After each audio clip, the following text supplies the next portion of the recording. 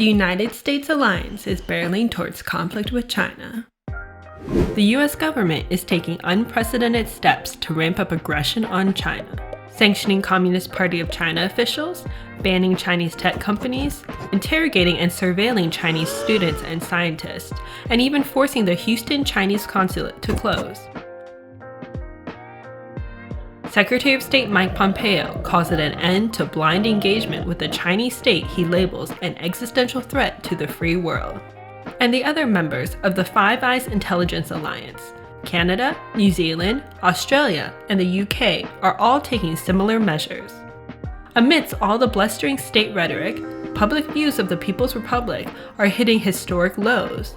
Unfavorable views of China have skyrocketed in the US, more than doubling from 35% to 73% between 2005 and 2020. Australian trust in their northern neighbors is even worse. 77% of Aussies expressed distrust in China in 2020 compared to just 38% in 2006. As the US and other Western nations are mired by the crises of COVID-19, unemployment, wage stagnation, and systemic racism, the fictitious China threat should be the least of our worries. After all, China has made clear time and time again that it wants peaceful relations and cooperation with the US. And China's foreign policy principle of a community of shared future for humankind is enshrined in the Communist Party Constitution. Make no mistake, the new Cold War on China is a one-sided escalation for conflict led by the US and its Five Eyes allies. So why is Western public opinion on China marching in lockstep with the State Department's call for aggression? Behind the State Department's bluster and the military pivot to Asia exists a quiet, well-oiled machine that is busy manufacturing consent for war on China. As a Pacific nation, the United States will play a larger and long-term role in shaping this region and its future. I have directed my national security team to make our presence and mission in the Asia-Pacific a top priority.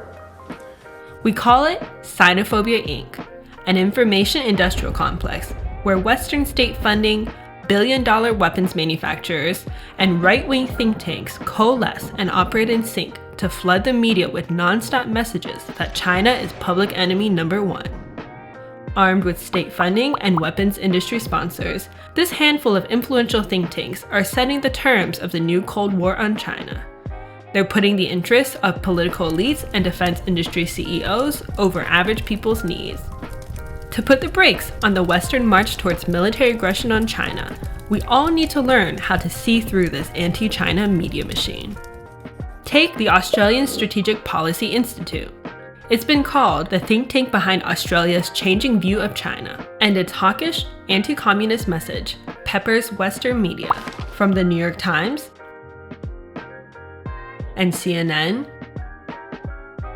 to Fox News and Breitbart.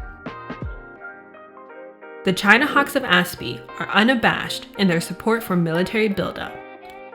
As ASPI Executive Director Peter Jennings put it, Australia needs more cowboy and less kowtow. That means calling for higher military spending to quote-unquote push back against PRC domination. Even as Australia rolls out a record 270 billion Australian dollars in defense spending over the next decade. But this supposedly independent, non-partisan think tank is actually funded by the Australian military and US weapons contractors like Lockheed Martin and Raytheon. When it comes to profits of war, ASPI has skin in the game. In the 2019 to 2020 fiscal year, ASPI received 69% of its funding, over 7 million Australian dollars, from the Australian Department of Defence and federal government. Another 1.89 million Australian dollars came from overseas government agencies, including the embassies of Israel and Japan, the US Department of Defense and State Department, and the NATO Strategic Comms Center. But another 1.1 million came from defense industries and the private sector, including Lockheed Martin, 25,000 Australian dollars for strategic sponsorship, and Northrop Grumman, $67,500 for an ASPI sponsorship. That's right, the same weapons corporations sponsoring ASPI's anti-China call to arms are also supplying the new Cold War on China. In 2016, the Australian Department of Defence awarded a $1.4 billion Australian dollar combat contract as part of its future submarines program to quote-unquote counter China. From more ships in the South China Sea to more reconnaissance planes sent into China's airspace, the new Cold War on China means billions in profit for US weapons manufacturers. Not a bad payoff for a few tens of thousands of dollars invested in think tank sponsorships. It's this vicious cycle of the military-industrial complex that drives Sinophobia Inc. First, independent security experts such as ASPI, funded by Western governments and their weapons industries, provide quote-unquote irrefutable evidence of the China threat. Second, these reports are picked up, cited, and amplified by the corporate media and then absorbed by the general public. Third, Western nations and their allies cite these think tank reports on the supposed China threat to justify their own geopolitical ambitions and military aggression towards China. And finally, defense departments award billion-dollar contracts to weapons corporations to equip the militaristic pivot to Asia, completing the cycle by padding the pockets of the very corporations funding the think tanks we started with. But ASPI is just one of several heavy hitters in the anti-China industry.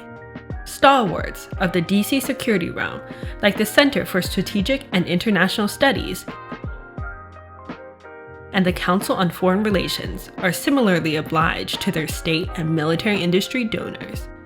But instead of calling out this conflict of interest, corporate media uncritically lifts up these think tanks as supposedly impartial security experts.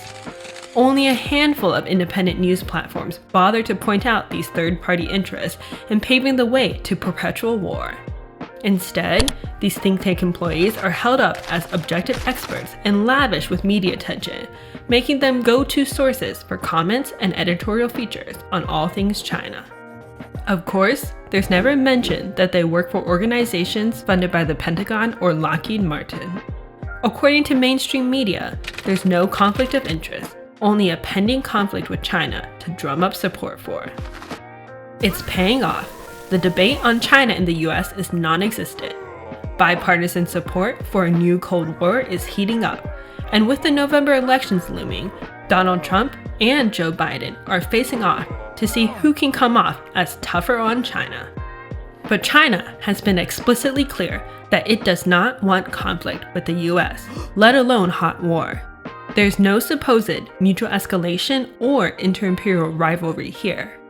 US aggression in military buildup, propaganda, and economic sanctions is a one-sided push for conflict and war, in spite of China's repeated calls for mutual respect, win-win cooperation, and continued engagement premised on respect for China's national sovereignty and dignity.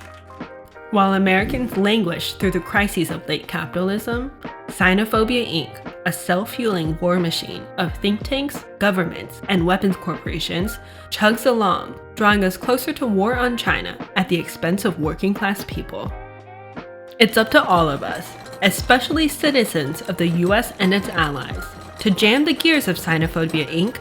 and stop this war machine's unprecedented drive towards conflict. A conflict that China wants no part in.